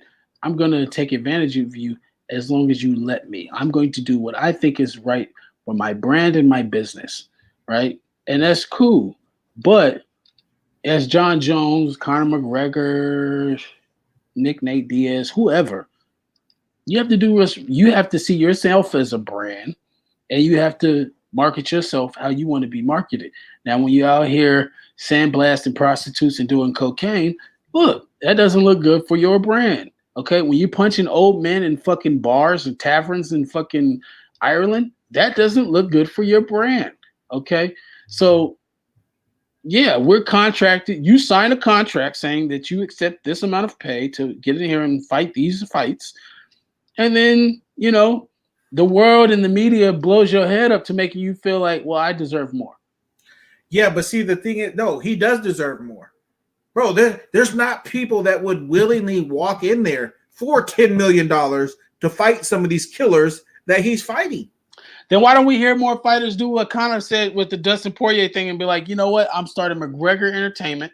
Fuck the UFC. We'll come in here and we'll call it a sparring session, because I can't have a professional fight while I'm under contract with you, and you want to let me out of my contract. So I'm going to change the verbiage and say we're having a live sparring session, and we'll conduct business that way. Any money generated will go to a charity. Why is Conor McGregor the only person that's giving threats like that? Because soon as that threat came out, what happened? Now we got Dustin Poirier versus McGregor. Because Conor McGregor is bigger than Dana White. Conor McGregor is bigger than the UFC. Jon Jones can be good. Conor McGregor can walk over to boxing and he could fight Pacquiao. He could fight Mayweather again, and he can make more than the UFC fighters will make in the next 5 years, all combined. He could do that in one boxing match. That's why they have to jump. When Conor says jump, they have to jump. And one what again? Can you repeat that for the folks at home that maybe didn't hear you? Conor can make $100 million in one fight. One what type of fight? What type of fight? One fight. You said one. What kind of fight again? What was that? Sparring session. Oh, yeah, in a glorified sparring session. In a boxing match. In a boxing match. Yes, in a boxing match, the most boring sport, a dying breed. It is. We'll pay this man the most money than most of the UFC fighters in 5 years. That's why. No, only against certain people. Conor McGregor can't go fight Gervonta Davis and get $100 million. I promise you that. Different weight classes, but if he did come out and say, I'm just saying off name recognition alone. Off name recognition, bro. If he came out and challenged Gervonta Davis, and Gervonta Davis said, "I'll come up to 140 or 145 to meet Conor McGregor," that would be a fucking mega box office fight. And then you got Floyd and those guys, Leonard Ellaby promoting the fight. Al Heyman, come on, bro. We talking big dollars. Big dollars. Only because it's just like the music. Only because they have control over the content that they're putting out there. Uncle Dana owns everything that these fools put out there, and he's getting paid. Like Dana White's such a cold piece that he took away even their sponsorship money. These dudes used to make more money from their outside sponsors than they actually did fighting in the UFC. Yeah. And Dana cut that off. But did he cut off his own check? No. He's stacked up even more. Like I said, they sold the company for $4 billion. So to say that it's not on boxing's level would be a joke, because it is. It's $4 billion worth on their level. You can't sell boxing though. Huh? You can't sell boxing though. That's why it doesn't have the same value. That's why it's dying. UFC is, my point is, UFC is an organization. It's Burger King, it's McDonald's, it's Money Mayweather ENT. It's a business. What is it? Mayweather Promotions is an organization, but it doesn't control the sport. You see, boxing is a sport. You know what I'm saying? Without Mayweather, boxing MMA is trying to. Man, without Mayweather, boxing would have folded up tent. MMA is trying to prove they are a sport. Hence why Dana took all the branding, all that shit, all the sponsorship away, because he wants to make it look professional as he possibly can. No, because he is a slave owner and he wants all his slaves to look the same with no personality. Slaves are honored to be on that plantation. You're replaceable because you're just a face now that I can replace with another dude. See, if you had your own personality, I could go over to Bellator because I have my own following. I have 2 million followers. I have all these people following me. I'm taking them with me. But now you put me in your Reebok gear. You put me in your bubble, and I can only do what you allow me to. I can only be as big as you allow me to by your promotion. I can't go out and self-promote myself now because you got your hand in my pocket everywhere I go. The thing is people are honored and itching and waiting and pleading and begging to be on that plantation called the UFC, bro. You say it's a slave driving thing. And don't get me wrong. I want these people to get. Please don't misinterpret to me. Please don't misinterpret me, fans or people. Okay, fight family. Please do not misinterpret what I'm saying. I'm just trying to be a realist in the situation. You're not being a realist. I'm being a realist because, bro, it's the truth. People are trying. You might as well be Dana White's belt buckle. You know, you're bro. You're so Am I lying though? Am I lying though? Okay, we've had fighters on the show. All right, we've had fighters on the show, and if I ask them, hey, would you rather go fight in the UFC or are you comfortable fighting in Bellator? Are you comfortable fighting on this local show that you do was you want to go fight in the UFC. Everybody wants to go to UFC. Everybody wants to go to UFC. Just like any college football player, baseball player, basketball player wants to go to the Major League Baseball. They want to go to NFL. They want to go to fucking, NBA. Nobody says, you know what? I think I'm going to go play overseas. No, they want to go play in the NBA. Just like everybody wants to go fight in the UFC. So, I mean, I'm just saying, like, it's not, I'm not saying something that's like out of this norm. People are dying and trying their hardest to get to this plantation, even though we're saying the facts. The pay is fucked up. You're being controlled. You don't get your own sponsorship. Why Dana White? Why Dana White buy Pride? Why'd he buy up all his competition so he could control the market? Yes. If he didn't want to control the market and be a slave owner, he would have let Pride do their thing, and we'd still be watching great fights. We'd watch some of these fighters that have amazing personalities actually shine and sell themselves. They wouldn't need the UFC hype machine to be out here promoting fights. That's the one thing boxing still has. Boxing, they can come out, they can come out like Wilder with some freaking suit on and blame their losses on it still. You know what I'm saying? But you're allowed to have your own individuality. You're allowed to be your own character, and you're allowed to make your own money. That's why boxing. See, I talk about boxing dying. Just because they make money doesn't mean it's not dying. Baseball, those athletes make more than your basketball players, than your football players. Baseball players show me the money, but that doesn't mean the sport is thriving. No, it's on its way out because they haven't evolved over time. How? It doesn't make any sense. How is it dying if I'm because still go to the park and go look at little leagues. How many little league teams do you see out here thriving playing baseball? Now we got football year round. Now we got soccer that's become an American sport where they're taking it up now. You know what I mean? There's a lot of competition for the thing. And now with boxing, it never had any competition ever. Boxing had zero competition. Now they have competition and they haven't evolved. It's not really competition though. It's not really competition though. Because boxing and MMA, though they are combat sports, they're under the combat umbrella. It's two different branches, bro. It's two different branches on a similar. You're right. Boxing is a single discipline in mixed martial arts. That's why it's one fraction of what MMA is.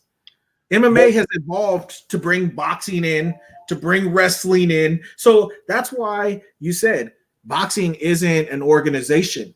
The UFC is. The UFC, Dana White has constructed a plan to take all these disciplines and act like he owns it. Let me ask you this. Who's the best boxer in the UFC? Who has the best boxing in the UFC? I mean, man, that's a tough question. Like weight division or just in general? Just in general. Who sticks out to you to have the best boxing in the UFC? I'll just throw a name at you. Stipe. Would you say Stipe has some of the better boxing in UFC? It's good, but I wouldn't say he's necessarily the best boxer. I don't think the best boxer is the best fighter in the UFC. So that thinking about it, it's a tough question because there's some fighters that their record wouldn't say that they're very good. Right. But they go to boxing and be very good if they were just boxing. But because they have to be good at all these other disciplines, being that they can't just stand there and throw jabs because they're getting kicked in the face and kicked in the solar plex, kicked in their legs, and getting taken to the ground because they're great boxers. It really negates them being a really good boxer. You know what I'm saying? So I'll re-ask my question in a different form. Would you say that Khabib is the best wrestler in the UFC? Or was the best wrestler in the UFC? I don't know because I don't even know if his technique is really wrestling. Like it's like an evolution, like You hear it all the time. Like they just said, Justin Gaethje was an All-American wrestler. But we didn't see none of his shit. But okay, to get to my point, a lot of people would say Khabib was the best wrestler in the UFC, right? Now, let's take that and put that against somebody who purely wrestles all the time. All they do, there's no striking. They don't practice punching. They don't practice kicking. They don't practice anything except wrestling.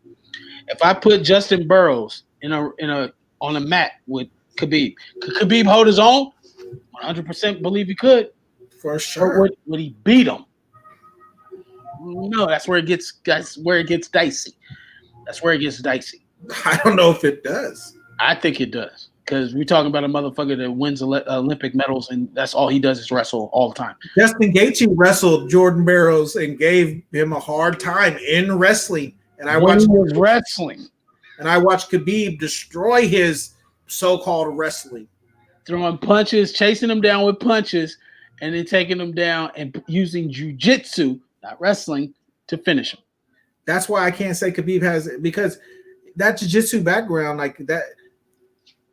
Boxing is so weird that it's like you take it to a heavyweight. Like just because Derek Lewis doesn't have the greatest boxing doesn't mean I don't think he can't catch Wilder and knock him the fuck out in a boxing match. Bro. Seriously. Bro. Don't get me wrong. Derek Lewis hits hard. And see, that's the misconception that and that's the fucked up thing we do to these MMA fighters. That's all. You think Wilder is a technical boxer? Have you watched his matches? He's not that technical, my friend. Did you see him against Dominic Brazil? And that dude is really good, right? Nobody even knows who that guy is. Dominic Brazil got 2 times. He fought against Anthony Joshua. That's why boxing is dead. Nobody even knows. These guys, bums have titles. It's like Oprah giving out titles in boxing. You get a title. You get a title. Everybody gets a title. That's boxing. That's why Anthony Joshua is an Olympic gold medalist. What's that? I said Anthony Joshua is an Olympic gold medalist. Deontay Wilder is an Olympian. He's an Olympic bronze medalist, the bronze bomber. Come on, bro. What are we talking? These dudes are legit. They certified. What are we talking about? Okay. That's why they would never step in the octagon and fight with those prestigious boxing skills, because they wouldn't serve them any good. Being a great boxer, they would still get their ass whooped. Am I right or am I wrong? In the octagon, yeah. Yes. Octagon, yeah. So, you're amazing. What's the thing? What's the thing though? Would any of these guys that call themselves stand-up fighters or knockout artists in the UFC, would they stand up with these guys in the UFC? Or would their whole game be turned into, I'll just take you down. I'll take you down and choke. You don't think Francis Ngannou is going to stand in front of Wilder and trade with that little skinny body? Come on, your own cousin. You don't think he's going to stand there with Wilder and trade with him all day? Get out of here. See, that's the difference. This is the difference. And we get beat up. You can go find a whole lineup of MMA fighters that will step into the boxing ring, no problem at all. They have no hesitation, no reservation. They are not intimidated by any of these boxers. No, they would do it for free. They go spar these guys all day. And get beat up. They're not afraid. When all you have to worry about is these two things right here, when that's all you have to worry about, when normally you have to worry about this whole body, boxing is real simple. You know what I'm saying? Boxing is a real simple sport to them because it's one discipline and they train them all. You're bringing these guys up. Yeah, that's why they can't hang, because they have no other skills besides these hands. Once these hands fail them, what do they got? But when they go spar them, they get beat up, bro. The whole thing is they cannot. Oh, if Deontay Wilder got in the ring with, just like Conor was putting it on Paulie, right? So-called champion boxer, don't want to spar. I seen the tapes. I watched him get dropped a couple times. I don't know about you. Because Paulie sucks, bro. He sucked as a pro, and he sucked against. Oh, so now Paulie sucks now. And what was Conor? Didn't he have a belt? What he's two-time champion. That's my point. That's my point. And he got whooped up on. Hold on. Whooped up on by a non-boxer. Whoa. That's what I'm trying to bring you to. That's the point I'm trying to bring you to. What discipline did Conor start with? Yeah, but what is he? Go Wikipedia, like Conor McGregor say, MMA fighter. It ain't gonna say boxer. Why would he become an MMA fighter? Again, it's the greatest sport on earth right now. Who wouldn't want to be if you could choose like to be Michael Jordan or Mike Tyson, you get your choice to be the baddest dude at one of these little things. Right. Which one you gonna choose? Anybody who's a man's man, you want to be the fighting champion. I don't care if you can do a 360 dunk, bro. See me. Step right here mid-court and see how this 360 dunk treats you. You know what I'm saying? But my point is, Conor McGregor started off boxing. Why did he go to MMA? Just like Francis Ngannou, he went to MMA because that's where the money is. That's where you're a fast-track superstar. Boxing is rigged. Fast-track superstar. Bro, in boxing, you gotta earn your stripes, baby. In boxing, you gotta earn your stripes. Either you gotta come in Olympian already, or you gotta be out unconscious. Conor had no boxing, and he took the greatest boxer of so-called all time, little man Floyd, and he almost went the distance with him.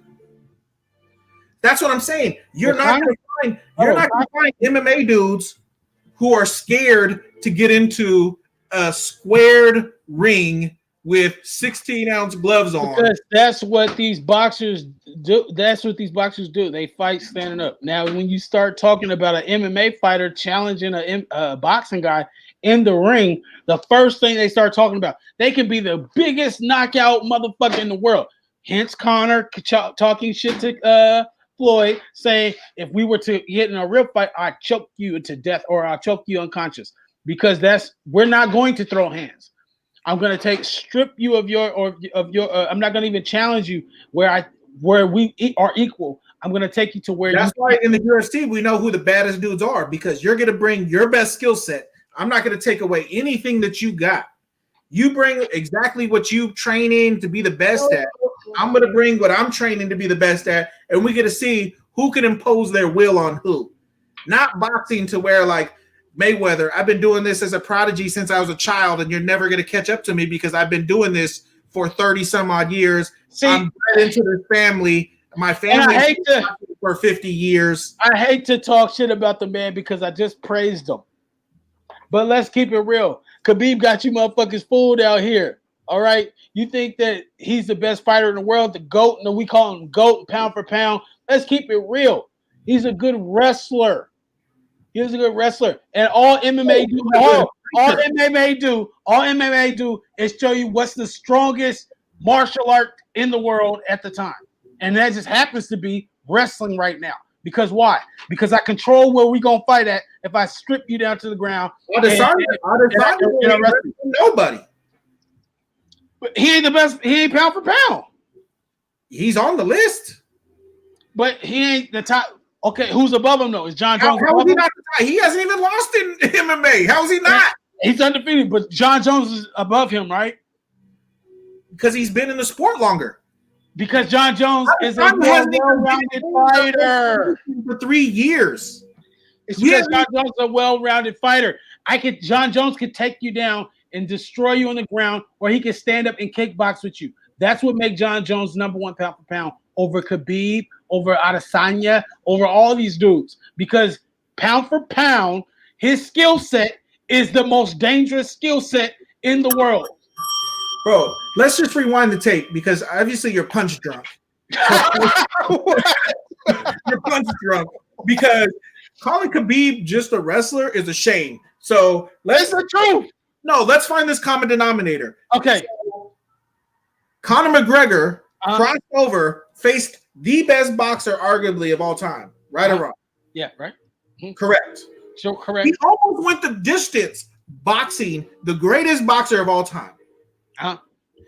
Khabib stood toe-to-toe with this same dude, and he dropped him. Landed a punch. He dropped him. He landed a punch. I didn't see Mayweather drop McGregor at all. Hey, because McGregor wasn't worried about no wrestling. Khabib did something. Khabib is a wrestler. He had Conor nervous about getting taken down, and he landed a good shot one time. And hey, look, I'm giving you cold hard facts. Look, if Khabib was such a fucking dynamic striker and was that cold, why didn't he keep the fight standing? Why is his coach Javier Mendez yelling from this cage side, "Take him down, go for the takedown"? Because he knew goddamn well if he stood up any longer, if he stood up any longer, he was gonna get knocked the fuck out. Let's keep it real, bro. Keep it real. Keep it real. This is a cock swinging contest. Like I said, I'm gonna do my best skill set because I can take you down. Khabib himself stood toe to toe with him, and his illustrious striking, that the mystique behind Conor McGregor, and he dropped McGregor. McGregor never dropped Khabib at all. So for you to say that he has no stand-up is a shame. It's a shame. You're discrediting his stand-up. Did you see that jab he was throwing at Ala Quinta? Hey, every dog has his day, you know. It was atrocious. He should have been knocked out 4 or 5 fights ago. Okay. But people are afraid of the wrestling. And if Mayweather didn't run, he would have been knocked out eventually too. You know what I'm saying? If Mayweather what? If Mayweather wasn't running, he would have got caught eventually too. Running? Come on, bro. It's called defense. I'm standing right in front of you. That's not. And you. So Khabib taking the dude. So Khabib taking Conor down is a pussy, but Mayweather running and playing defense is not the same. That's the same thing as taking somebody down in wrestling. I didn't say he was. I didn't say he was a pussy for taking him down. I'm just trying to point out. I'm pointing out that mixed martial arts only shows us what is the dominant martial art in the world at the time. Wrestling happens to be the shit right now. Now, if John Jones comes out in his next fight and takes down his next 3 opponents like Khabib, grounds and pounds the fuck out of him, and submits him or finishes him with that, because that's what he would do. He doesn't maul you. He destroys you on the ground. If he comes out and does that to his next 3 opponents, then they'll just jump right back on his dick and say that he's the best fighter pound for pound. But guess what? Right now, everybody's so impressed with Khabib's wrestling, his dominance, because he can take you down at will. He has an Olympic caliber wrestling game, and he shows you that no matter what your skill set is, striking or otherwise, that I'm going to take you. But we didn't see him even fight a credible jiu-jitsu guy.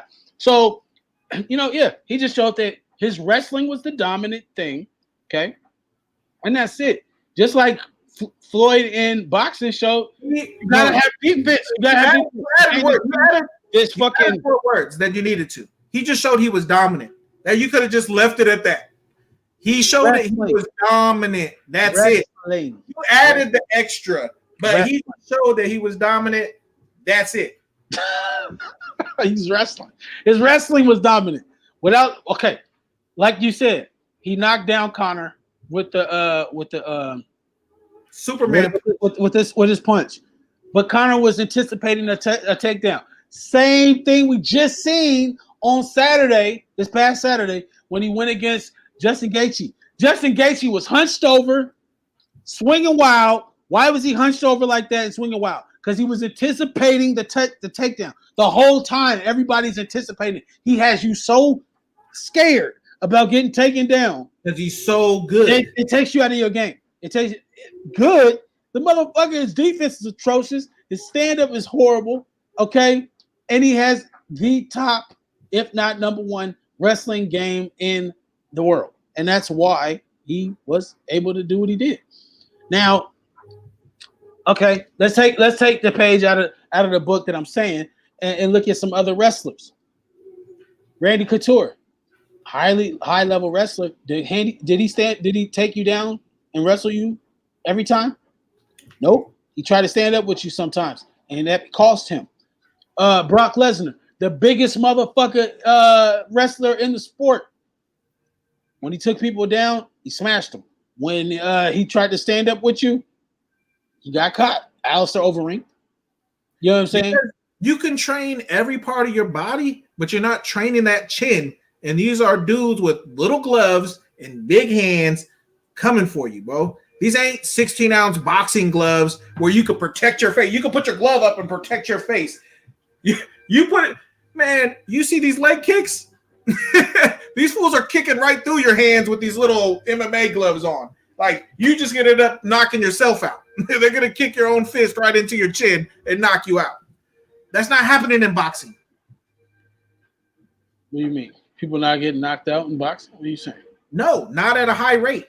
Like, we just watched the UFC card. How many finishes?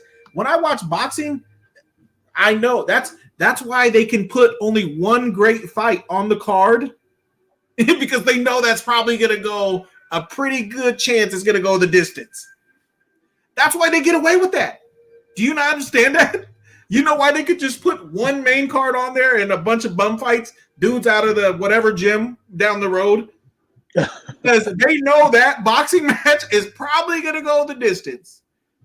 Just like the last fight we just watched with Lopez and Loma. They knew that was probably going to go the distance. And what happened? It went the distance. Imagine that. Well, there was two ways that could have went. Loma is a knockout artist. 12 of his 16 wins come by knockout. Against bums. But when you get to this upper echelon, Lopez is not a bum. You're not going to walk through him like you do these other dudes.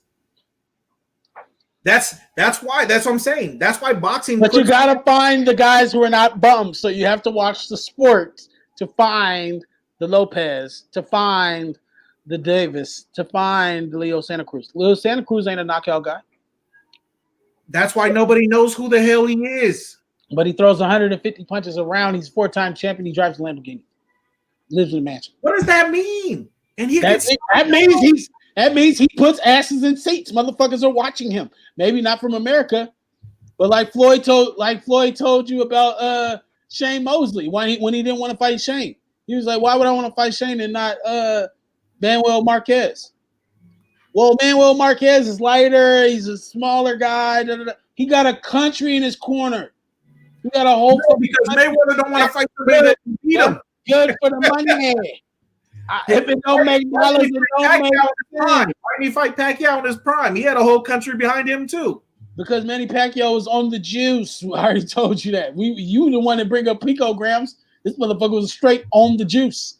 He was taking full cuts with no picograms and that, with no salt shakes. That was full out. I'm not taking the test. First, it was I'm scared of needles, but I got 2 tattoos on my body. How does that work? He's on the juice, bro. Manny Pacquiao is a cheater.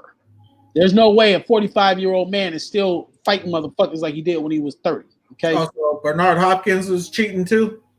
Bernard Hopkins looked like trash when he got 40, 50 years old. And then he ended up getting knocked through the ropes. Yeah, at 50. It wasn't happening 39, 40.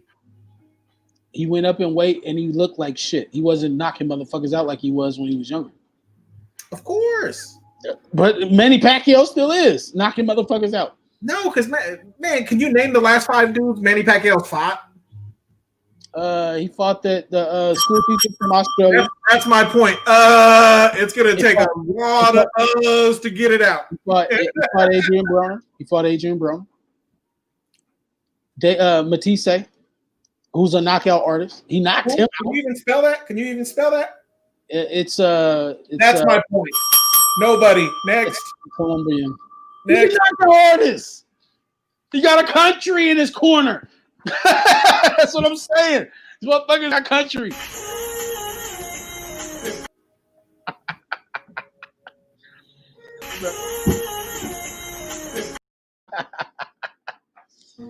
All right, that's a wrap for us. This is Fight or Flight. We're out of here, man. Make sure you subscribe, hit the button below. We appreciate, love you guys. We out. Hey.